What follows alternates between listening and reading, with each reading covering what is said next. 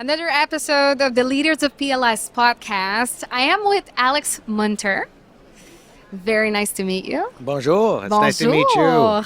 Très heureuse de vous recevoir.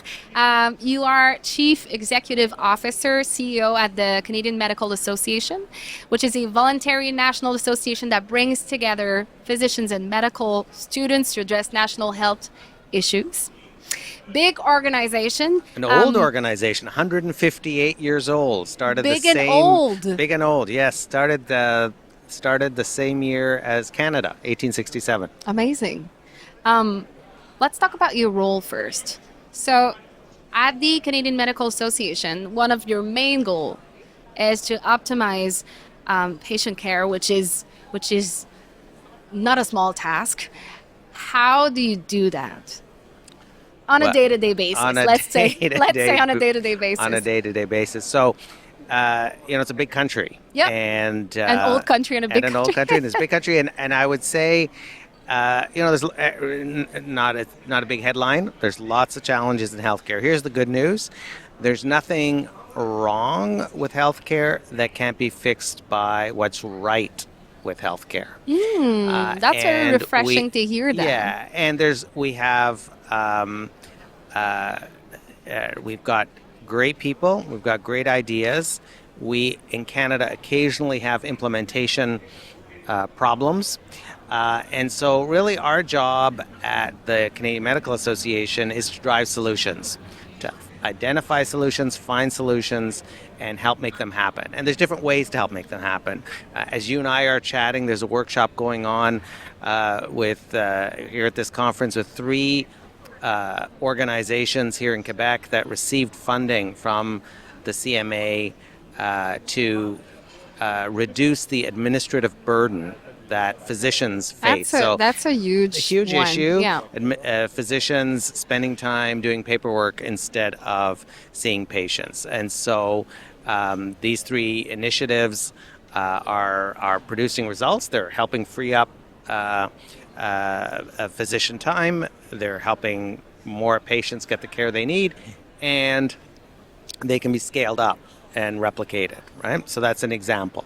CMA also does advocacy with government, and so really focusing on convincing government to invest dollars, to change laws. And so, for example, the new federal government incorporated, the Liberal Party incorporated a number of the CMA requests for action in its platform. So now our job, we convinced them to include it in their platform. Now our job is to convince them to actually do what they said they do in their platform. So there's a fair effort on advocacy. Sometimes, most of the time, advocacy is about convincing government. Sometimes advocacy is about taking government to court. That's also part of the job. Sometimes they need to be encouraged in different ways. And so all of those things, really trying to find solutions, trying to drive solutions, trying to make sure that Canadians get the care they need, that the system is strong, and that the clinicians who care for us can thrive and really do what they want to do, what they love to do, which is help all of us get better. Yeah, that's it. So we're going to talk about the clinicians and medical team. How do you create a culture where frontline staff feels emotionally supported and most valued in the essential work that we just talked about? Yeah, and so that whole notion of physician wellness, clinician wellness, how do you combat burnout? Yeah. A big focus for CMA, and that is, it's really about reconnecting clinicians with the why of the work, with the reason that they decided to pursue medical education and become a physician, which is really the desire to make a difference, have impact. And how do you do that? So it's things like making sure there's enough resources, making sure that the barriers, whether it's administrative burden, whether it's legislation that gets in their way, whether it's the fact that so many people don't have access to care, which then creates more pressure on everybody else in the system, making sure that technological solutions actually contribute and support the work as opposed to adding work. All of these are, there's no silver bullet, but all of these are ways in which we can make a difference.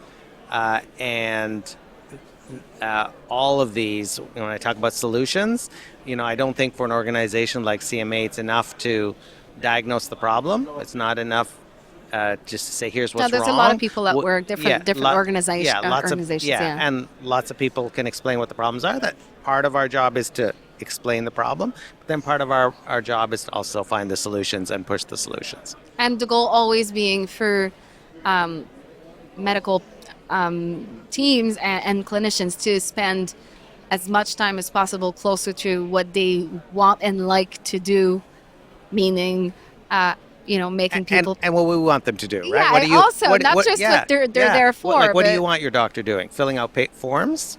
So, for example, ideally, I want the clinician to have enough time to see you and talk to you and engage you. Yeah. Yes, exactly. And it's interesting. The just a recent issue from last week, the federal government has expanded the disability tax credit, which is a great thing. It's a great thing. It means that people living with disabilities get additional financial support. In order to access that, first of all, you need a form from a doctor. Well, 6.5 million people don't have a doctor. And secondly, the burden of that form, it takes hours to fill out that form and has all kinds of information that your doctor probably doesn't know or have and has to find. Again, these are kinds of things that we can simplify, we can make easier, we can make sure people with disabilities get the support they need without taking care away from other people to make it happen. And that's what I like about our conversation is that there's the bright side. So you say it is possible. It is possible. It is always. There is a solution. Yes, hard things are possible. That's simplified, but anyway, yes, you're right. What would you say fulfills you the most about your work with the Canadian Medical Association? What do you like the most about your job? Well, I'm relatively new. I've been here 6 months. Okay. What I love to, from here I'm going to Nova Scotia, and then I'll be in Alberta next week. So it's great to see the ideas and the work and the funding and the advocacy that CMA does translate into results for physicians and for the patients and communities that they serve. And so when I was at the session upstairs about administrative burden and hearing about the 10,000 physicians here in Quebec who have received support and help, that's great to hear. Has it always been kind of your mission to be a leader in that field? I don't know about leader, but I've been very blessed, and most of my career, this is my first role in this kind of organization. Most of my career has been in frontline direct delivery. I was at a hospital. I ran a children's hospital in Ottawa before this, a child and youth mental health agency, local government services. So I've always been en première ligne. Yeah.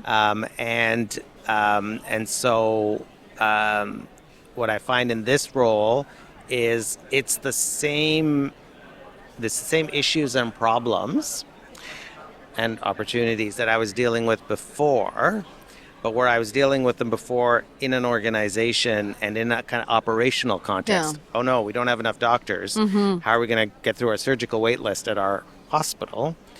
Now I'm looking at those same problems, but from a macro policy, big picture lens, right? And so I always try in my mind when I'm in, meetings about that maybe seem a bit remote, to think, okay, how would my old self and the physicians I worked with and the clinicians and communities I worked with before, how would they benefit from this work?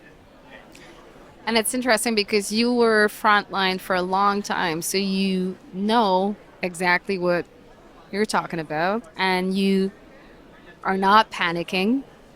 You know that we can solve this. There are solutions. Do you know what the difference between hope and optimism is? Go ahead. It's relevant here. Optimism is a belief that things will work out. Yep. So it's going to be good. It's like something that you put, out in the It's faith. universe, and it's Yeah. yeah. Right. Hope is the belief that things can be better if we work at it, if we make them be better. So You are hope. hopeful. I'm hopeful. Yeah. Not optimistic every day, because optimism requires kind of mystical belief that everything will You somehow keep faith. work out. Okay, let's say Right. it like that. You Yeah, keep faith, yeah. and you are hopeful. But I'm hopeful because I know that there are solutions, and look around you. There's tons and tons of smart people Yep. here. I mean, Oh, there's yeah. thousands of people here at one All of them. conference in one part of Canada. So just multiply that by the whole country. Lots of brain power. Thank you, Alex. Thank you. I got some rapid fire questions for you. All right. Just, we got to know, you a little bit, but like I want to know a little bit more. And personal, but not too personal, right? Okay. So let's say movie night. Maybe tonight. I don't know. Are you more of a comedy guy or a drama? Comedy. Comedy. Okay. What's your favorite? Dumb and Dumber. Oh, of course. Okay. Okay, but that's a It's good a one. classic. Yeah, classic. Greatest life teacher, family member or mentor? Ooh, tough. Well, I'm lucky. I've had like many. And so as you ask that question, I think about my mother. I think about my grandmother. I think about a woman named Jane, who was a professional mentor. Marion Dewar, a nurse who became a politician, who was a mentor. So I'm going to say both. And do you, and do you still have? Do you think it's important to always have Yes. a mentor in every phase of Yes, your life absolutely. career? I mean, this is my fourth CEO job, and the expression is lonely at the top. Yeah. Yeah, nobody needs to feel sorry for me or for any CEO, but the fact is you're kind of isolated in that role, and there are certain things within an organization that you can't talk about within the organization. If you want to bounce ideas There's a lot off, of pressure. and so it's good to have places to go and people to bounce ideas off of. That's a safe space, right? And so mentors are really, really important. Interesting. Favorite comfort food, sweet or salty? Sweet. Sweet, and you were gonna say, what is it? Oh, chocolate. Chocolate. Yeah. Another classic. Okay. And the last one. What was your childhood dream? Well, when I was a really little boy, my best friend when I was 3, 4, it was named Eric, Okay. and Eric just sent me recently, a couple of You're years still ago. Sent me, connected to I know Eric. Like, yeah. Okay. So Eric wanted to be a firefighter, and I wanted to be a garbage man. That's awesome. And he sent this picture of me. Makes sense for a tree. How old did you say? 3 or 4. Okay. He is a fireman. He is a firefighter in Ottawa. Was head of the firefighters union for a while, and I did work in municipal government for a long time, and Do you garbage see- collection is an important part. So you could kind of say I kind of was almost able to made it partially to- fulfill my dream. We're happy you are where you are right now. Thank you. Thank you so much. Nice to see you.